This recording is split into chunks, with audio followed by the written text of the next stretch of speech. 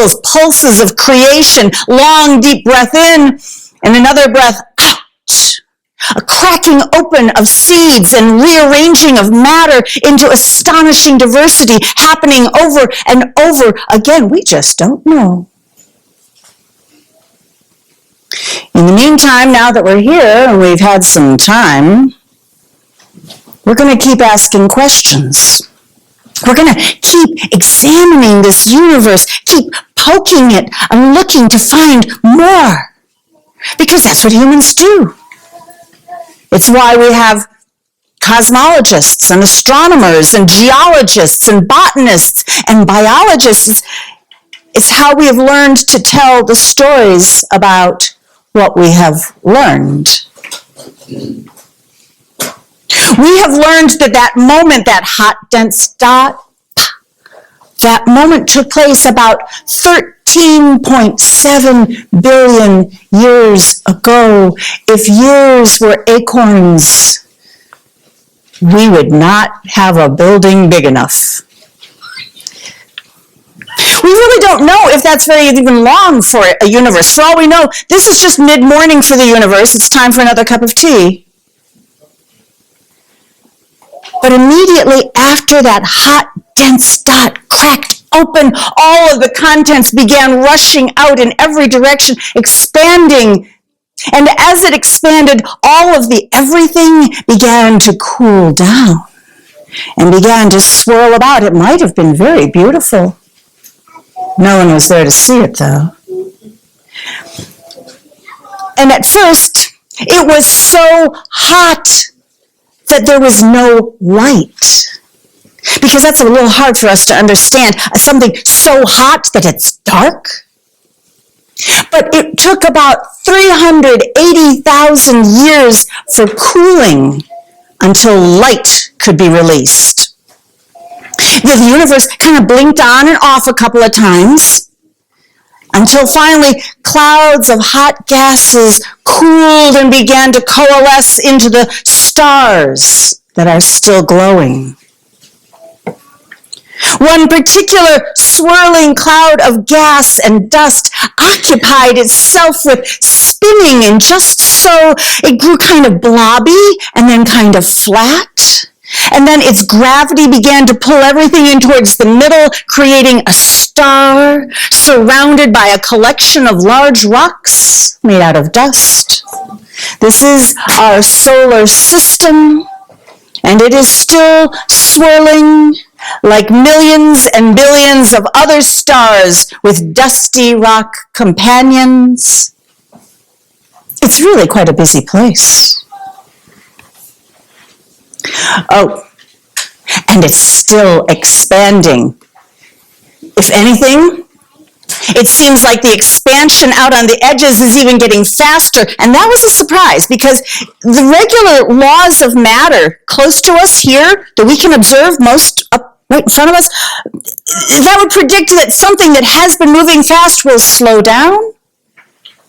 But that's not what's happening. It seems like the laws of physics out there are a little bit different to the laws of physics in our solar system, which reminds us that truth can be funny that way. It can be relative. So, everything is still whizzing apart. But there's still a lot of it we haven't been able to quite detect because we're sensitive to certain kinds of light, and this stuff out there, it's dark. Dark matter. Have you ever tried to observe something that you can't observe? You have to see how it affects all the things around it. So we are busily trying to observe at least a quarter of the universe matter that we can't see. Oh, and that's just the stuff. There's also light energy, light and visible matter. The light and visible matter that we can see is really only about 7% of the universe. The rest of it, we cannot even begin to perceive. Energy makes up a lot of it. And again, there's light energy and there's dark energy, and we are still very much in the dark on a lot of things.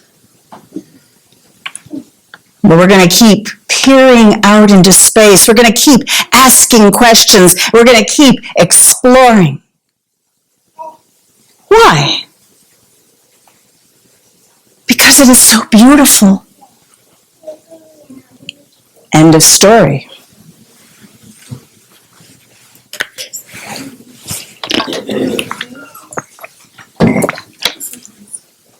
There is nothing particularly exceptional about the collection of dust rocks spinning around a fairly ordinary star, except that it is our star. And one of those dust rocks is our dust rock. And most of us are rather fond of it, even if we sometimes take it for granted.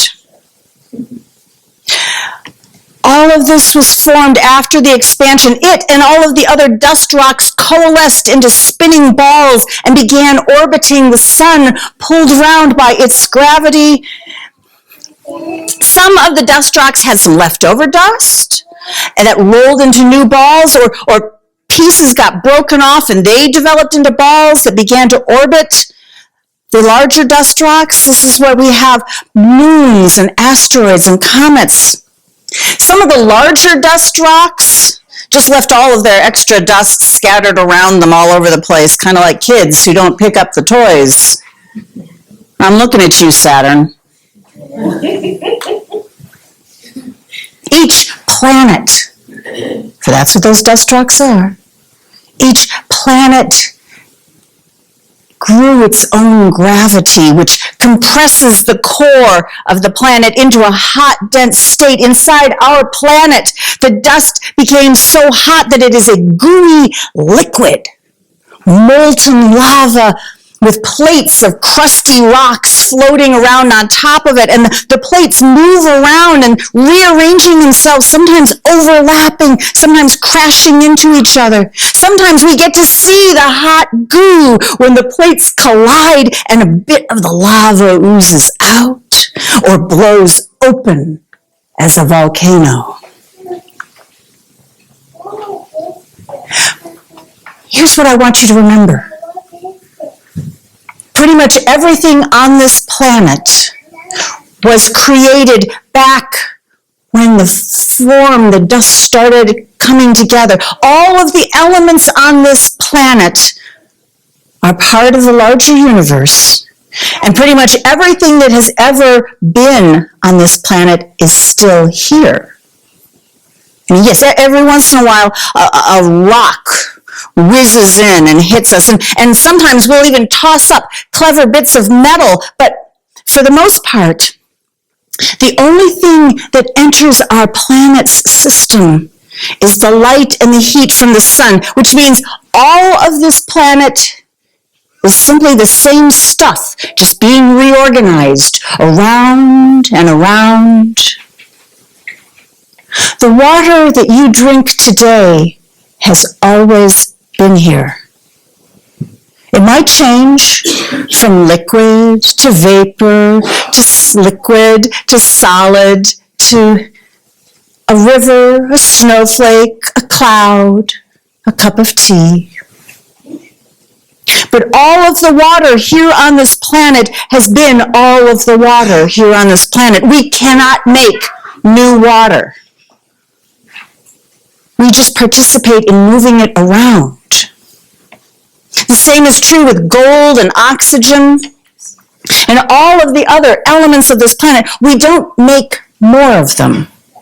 We're not that creative. We can't do that. We can just rearrange them. And we can watch how they rearrange themselves. One way that the planet rearranges itself is by making rocks out of the volcanoes, and then the rocks break apart. That's just kept the planet busy for a long time, just make new rocks. Then after the new rocks come out of the volcanoes, these rocks begin to degrade. They begin to weather, break down into smaller rocks, which break down into tiny pieces of sand. Sometimes the elements mix together to create very interesting rocks. Have you ever looked at an agate? Right? Have you ever seen how an opal happens? You know what an opal is, right? It's a rock. It's a crystalline matrix with water trapped inside it. That's why you see the beautiful colors. is because there's water mixed with rock. Other things will sometimes affect the rocks, other energies. Water and wind love to play with rocks. And plants will actually kind of break apart and start to eat the rocks in their own way. After a long time, like 1,000 years or so, the tiny rocks and the plants mingle together to create soil. The worms help. Thank you, worms. You might call it dirt, but it's only about 5 to 10 inches deep in most places. It is the soil, the topmost layer of this planet. It is where all of our food comes from. We can help create soil, we can help stabilize soil, but we can't do it by ourselves. We still need the plants and the worms to cooperate. You might think that because we are of this particular dust rock, that we are by and from it, that we would already know everything about it. And we have been examining it very, very closely for a long time, but there are still so many things that we don't know about the water, the rocks, the gases. So we'll just keep exploring, just keep poking, just asking questions. Why? Because it's so beautiful. End of story.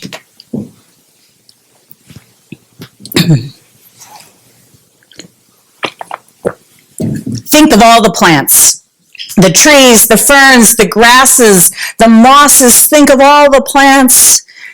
But remember, they all started out small. Some of them are still small. They had to experiment for a while, and actually they're still experimenting.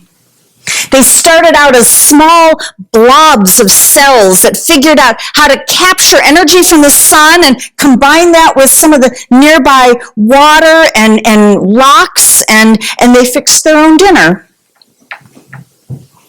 That's what plants do. They are busily fixing dinner. Some of the early plants would just sort of break themselves apart to create more copies, and that's really quite a clever party trick. But it doesn't allow for the real experimentation that plants are very, very good at. Because if you just make a copy of the same thing each time, you don't get any variation. So some of the plants began messing around. Plants are always at it. They began recombining their growing instructions with other plants, and they figured out how to mix up the instructions from one plant and instructions from another, and they would create a new plant, and it would look a bit like the previous plants, but sometimes it was totally new. It's still happening. Plants like to mess around while they're fixing dinner. Spores. Pollen landing on anthers, traveling down the stamen to the ovaries, and seeds, all the time, seeds. A plant usually doesn't just make one seed. That's too risky. It will make many seeds while it is alive, because even with so many seeds, unless a plant is incredibly lucky, only one of its seeds will actually grow to full maturity to make new seeds. On average, an oak tree will make millions of acorns. Some of them might actually sprout. Some of them will get eaten. But only one of those acorns will grow to full maturity into an oak tree that makes more acorns. And it really doesn't help that humans can destroy an entire forest in a fraction of a time it takes to grow. Seeds don't get to travel very easily, so they've enlisted the help of others. They use wind and water to carry their genetic material around. Willow trees will grow next to a river so that when a big wave comes along, it breaks off part of the branch is washed downstream, finds a sunny, sandy bank, takes root, and begins growing a new tree. Sometimes the wind will carry a seed, just far enough away from the parent plant to a nice sunny patch of sandy gravel where it will take root. But just as likely, the wind will drop it under the canopy of a large shade tree, or in the river where it will drown, or someplace where it won't get enough sun to sprout. Or an animal might eat it. It happens all the time. I ate some seeds for breakfast. I bet you did too. Sometimes plants will use animals and birds like us, squirrels, to scatter their seeds. You collect the seeds you're ready to eat and a few drop along the way. Seeds don't have legs, so they use ours.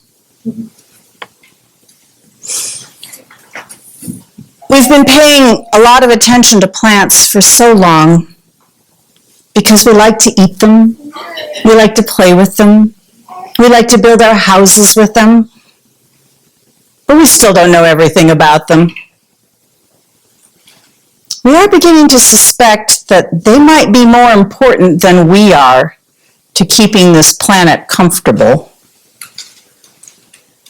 So we will keep examining them and playing with them and enjoying their seeds and their shade. Why? Because they are so beautiful. End of story.